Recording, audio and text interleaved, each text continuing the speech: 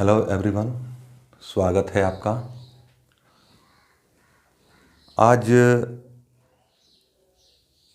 भारतीय संविधान एवं राज्य व्यवस्था की ये शुरुआती चैप्टर है।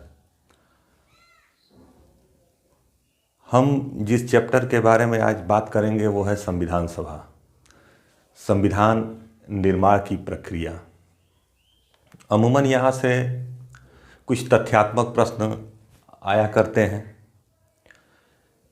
इस चैप्टर को शुरू करने से पहले हमें कुछ बुनियादी बातों को समझने की ज़रूरत है और इसके मूल में जो प्रश्न है, जैसे हमारी संविधान सभा का गठन कैसे हुआ, संविधान निर्माण के समय जो प्रतिनिधियों का चयन हुआ वो किस आधार पे था,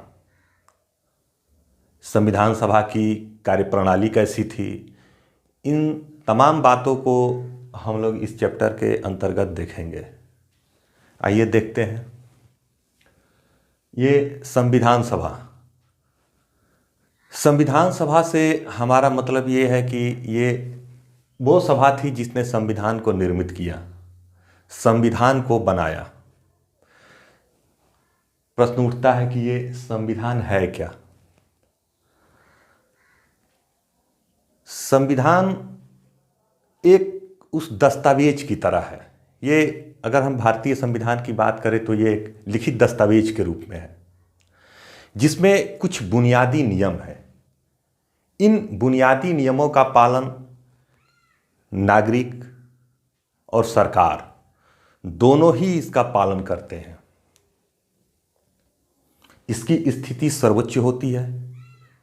इस लिहाज से यह नागरिकों के अधिकार, सरकार के गठन, उसकी शक्तियां, उसके कामकाज के तौर तरीकों को ये निर्धारित करता है। कोई भी इसकी उपेक्षा नहीं कर सकता है। इस तरह एक लोकतांत्रिक देश की अपना एक लिखित संविधान होना एक अनिवार्य विशेषता है। जहां तक इस संविधान सभा की बात है, इसे राष्ट्रीय आंदोलन की विरासत कहा जाता है।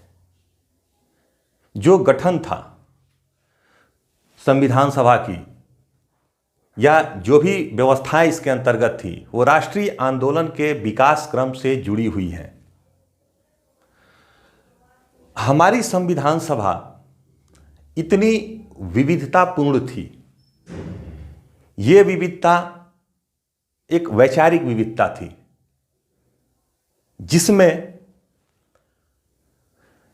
जो अपने सामान्य तरीके से कार्य कर पाती, यूं कहें कि इस संविधान में जो भी व्यवस्था, जो भी प्रावधान अपनाए जाने थे उनमें एक आम सहमति बन पाती लोगों के बीच में, ये बात थोड़ी असमंजसपूर्ण थी। लेकिन राष्ट्रीय आंदोलन के दौरान ही अधिकांश व्यवस्थाओं, अधिकांश प्रावधानों, उन सिद्धांतों जिन्हें हमें संविधान में ग्रहण करने थे उस पर एक आम सहमति बन चुकी थी। संविधान सभा ने केवल उन व्यवस्थाओं को, उन सहमतियों को एक अमली जामा पहनाने का कार्य किया। कहने का मतलब केवल एक मूर्त रूप दिया, एक औपचारिक रूप दिया। सहमति पहले ही इस पर बन चुकी थी।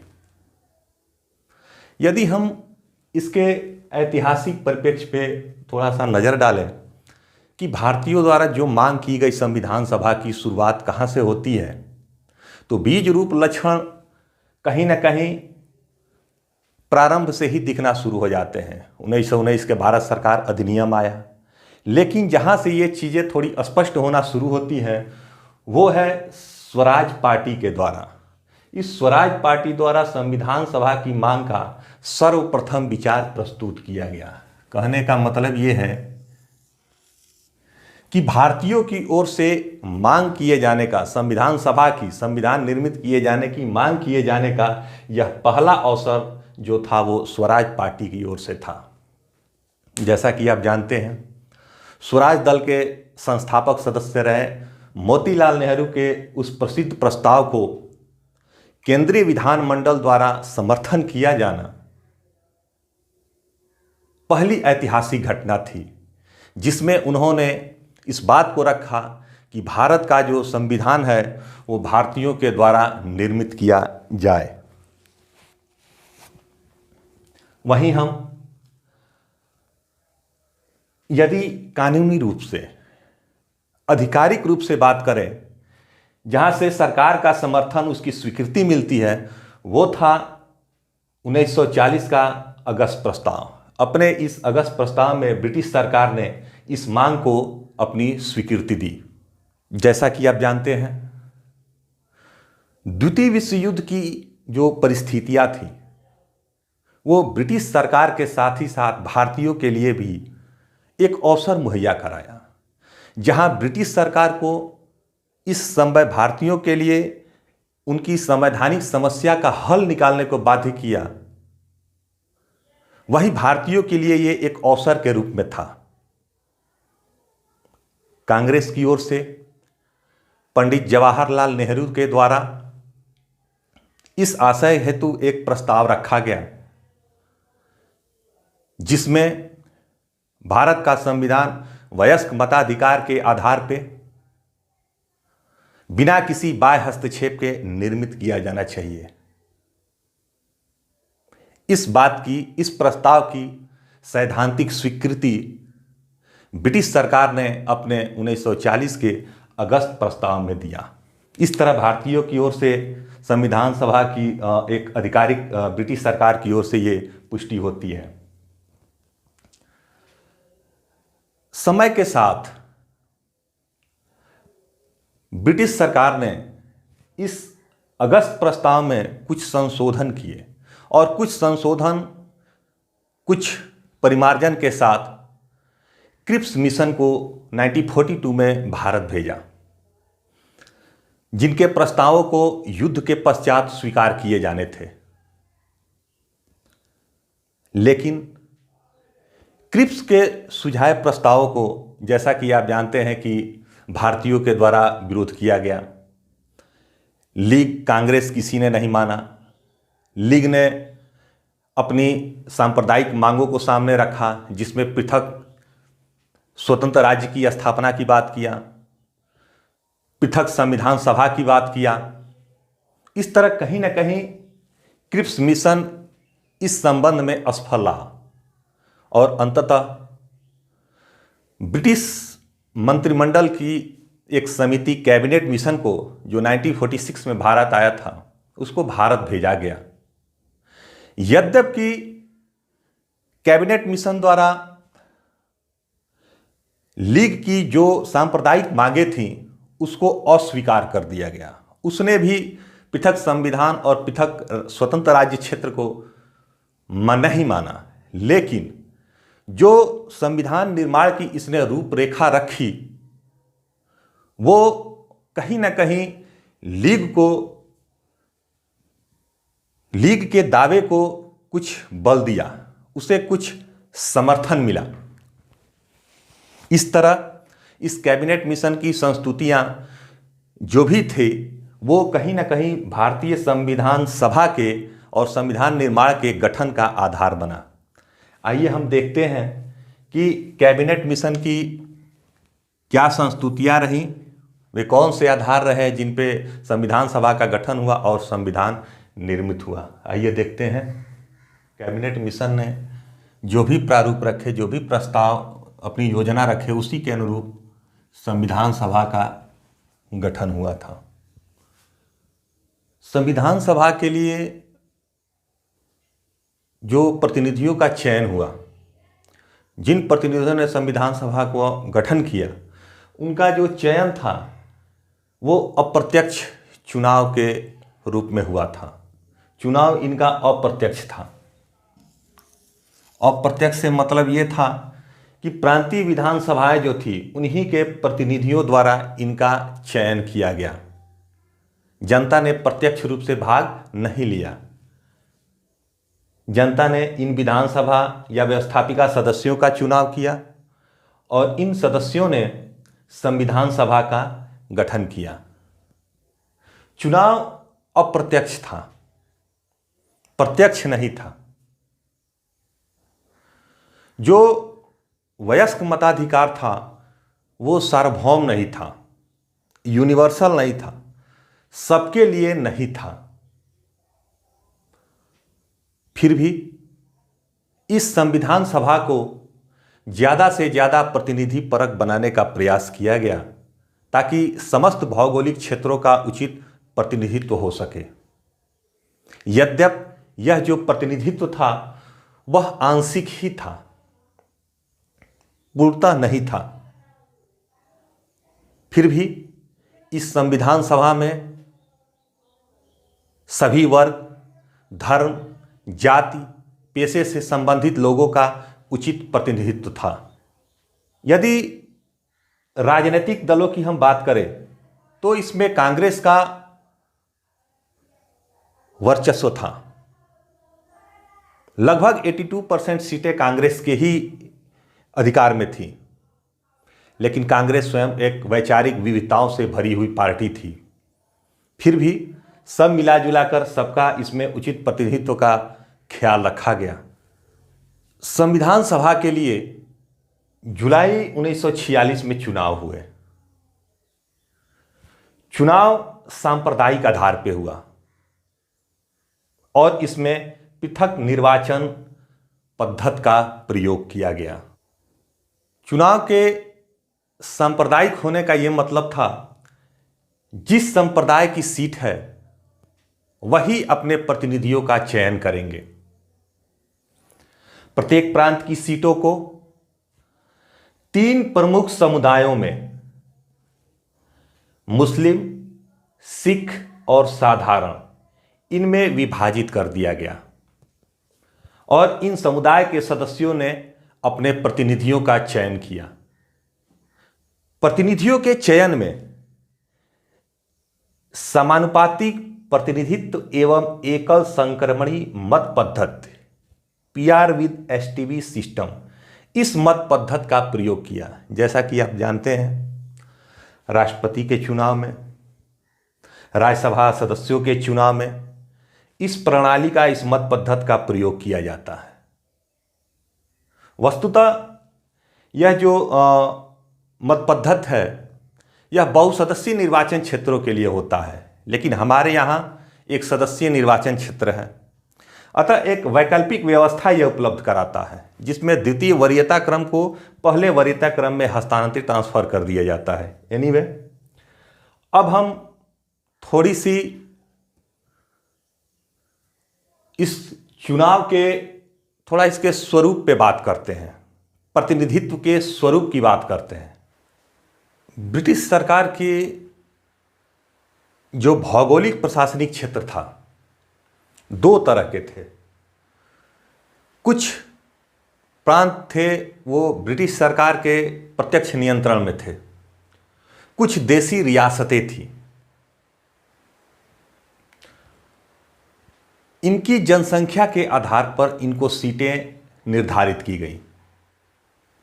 मोटे तौर पे 10 लाख की जनसंख्या पे 1 सीट का निर्धारण किया गया। इस तरह कुल 389 सीटें, इतने सीटों पे प्रतिनिधियों का चयन होना था, जिसमें 296 सदस्य प्रत्यक्ष नियंत्रण वाले प्रांतों से, वहीं न्यूनतम 93 सीटें देसी रियासतों को आवंटित की गई। इन 296 सीटों में भी 292 सीटें उन प्रांतों से थी जो गवर्नर के प्रशासन के अंतर्गत थे। वहीं 4 सीटें उस क्षेत्र से थी जहां का गवर्नेंस चीफ कमिश्नर के हाथों में था।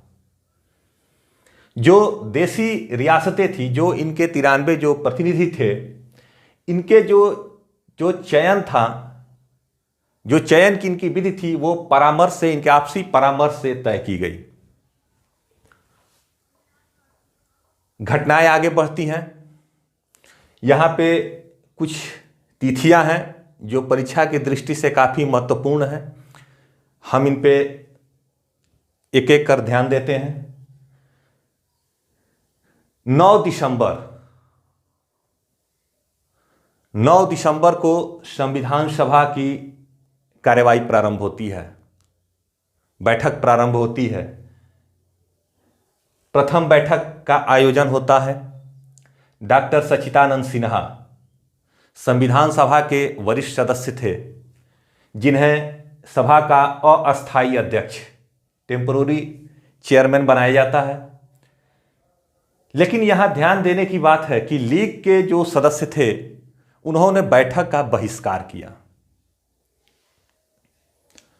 जैसा कि हमने अभी बात किया था कि कैबिनेट मिशन की जो संस्तुतियां थीं, यद्यपि लीग की मांगों को उसने अस्वीकार किया, लेकिन कहीं ना कहीं लीग के दावे को भी समर्थन किया।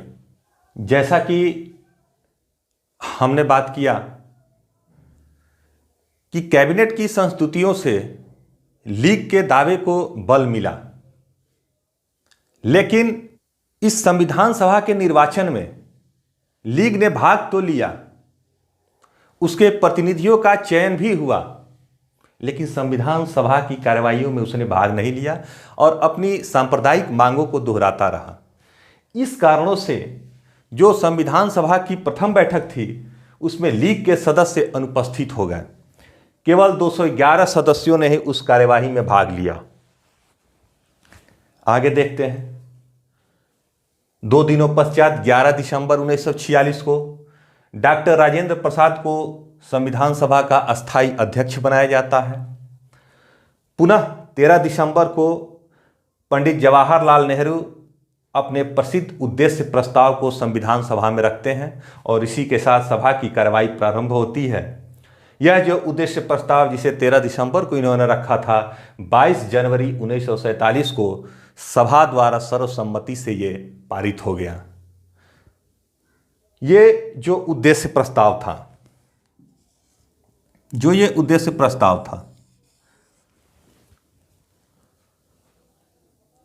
वस्तुतः ये संविधान में अपनाए जाने वाले उन सिद्धांतों, उन उद्देश्यों से जुड़ा हुआ था। एक तरह से ये एक नक्शे की तरह था, एक भवन के निर्माण के लिए नक्शे की तरह था, जिस पे ये संविधान रूपी इमारत को खड़ा किया जाना था। ये हमारे संविधान निर्माताओं के लिए अत्यंत ही महत्वपूर्ण था, आवश्यक भी था, ताकि वे देश की जनता को, भावी पीढ़ियों को ये बता सकें कि इस संविधान निर्माण का उनका उद्देश्य क्या है, भावी भारत को वो किस रूप में देखना चाहते हैं। ये समस्त बातें, ये समस्त उद्देश्य उन्होंने अपने इस उद्देश्य प्रस्ताव में रखा था। हमने इस अभी तक के जो भी हमने व्याख्यान दिए, इसमें हमने संविधान का एक संक्षिप्त प्रारूप दिया आपको। संविधान सभा के गठन के एक ऐतिहासिक परिप्रेक्ष्य की हमने चर्चा की। सभा की जो कार्यवाही प्रारंभ होती है उसके प्रारंभिक रूप को बताया। फिलहाल इस वीडियो में इतना ही। अगली जो इसकी कड़ी होगी उसमें हम देखेंगे कि ये जो संविधान सभा थी, इसकी कार्यप्रणाली कैसी थी, इसके कामकाज की शैली कैसी थी, संविधान का निर्माण किन तिथियों को होता है, कब ये लागू होता है, कौन कौन से प्रावधान इसमें संविधान निर्माण के समय स्वीकार किए गए, किन प्रावधानों को संविधान के लागू होने के बाद स्वीकार किया गया। फिलहाल के लिए इतना ही। मिलते हैं अगले वीडियो में, तब तक के लिए धन्यवाद।